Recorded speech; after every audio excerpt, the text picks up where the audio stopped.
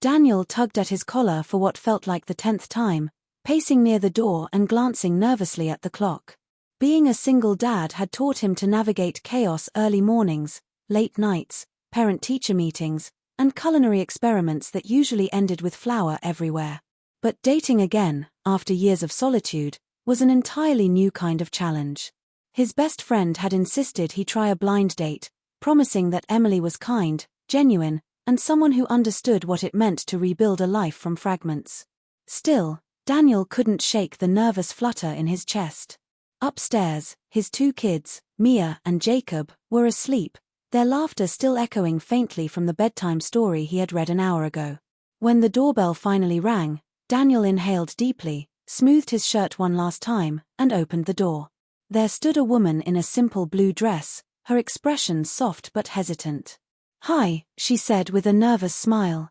"You must be Daniel." Her voice wavered slightly before she added, almost under her breath, "My kids are in the car." Daniel froze, momentarily stunned. The words caught him off guard, slicing through his carefully rehearsed greeting. He looked past her, toward the driveway, where a small sedan sat beneath the streetlight, 2 tiny silhouettes visible in the back seat. The silence between them stretched, awkward yet honest, and in a strange way, comforting. Emily hurried to explain, eyes wide. "I know it's unusual," she said, "but the sitter cancelled last minute. I didn't want to cancel, so I thought, maybe it'd be okay if they stayed in the car for a few minutes while we talked." Daniel blinked, then smiled warmly. "You're a parent. You don't need to justify it." He stepped aside. "Come on in. No kid should wait alone in a car." Relief swept over her face.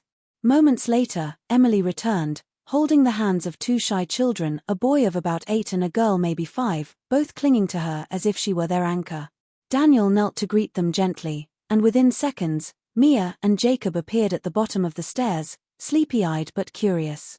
What began as an awkward evening soon transformed into laughter echoing through the living room.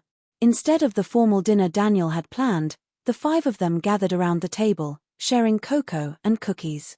Emily's son, Liam, challenged Jacob to a paper airplane race, while her daughter, Sophie, giggled alongside Mia at Daniel's pitiful folding attempts. Tension melted away, replaced by a surprising sense of familiarity.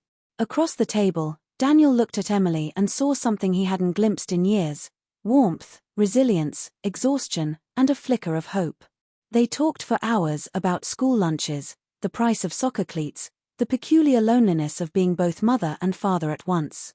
Emily shared that she'd lost her husband 3 years ago in an accident. Daniel revealed his wife had left when Jacob was still a toddler.